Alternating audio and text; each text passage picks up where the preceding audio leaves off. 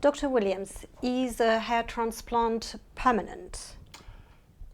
It is permanent to all intents and purposes.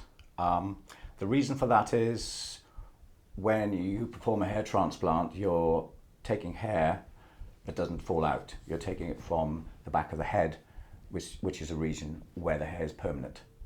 And when you transplant it to a different site, that hair retains the same properties that it has in the donor site. As you age, to some extent, you can lose that hair. Once you get into your 60s and 70s, you will start perhaps to lose some of that transplanted hair because the same thing is happening at your donor site. But to all intents and purposes, yes, a hair transplant is permanent.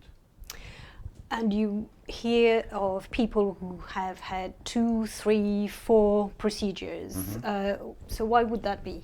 Well, I would say the main reason for that would be that they have a large area of hair loss which can't be treated in one transplant.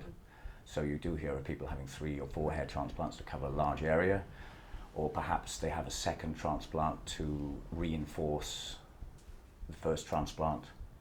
But yeah, you can have up to 3, 4, 5 even hair transplants, yeah. So is there a limit? Is it a limit of what the donor area can give? Yeah, there is a limit. It depends on the person.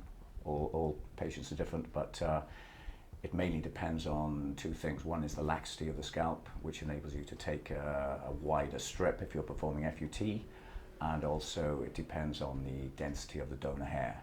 So that impacts on both FUT and also the other method of hair transplantation, which is FUE, where you're extracting by punching grafts out of the donor site. So if you have a dense scalp, you can take more grafts. All right. Thank you very much, Dr. Williams. Thank you.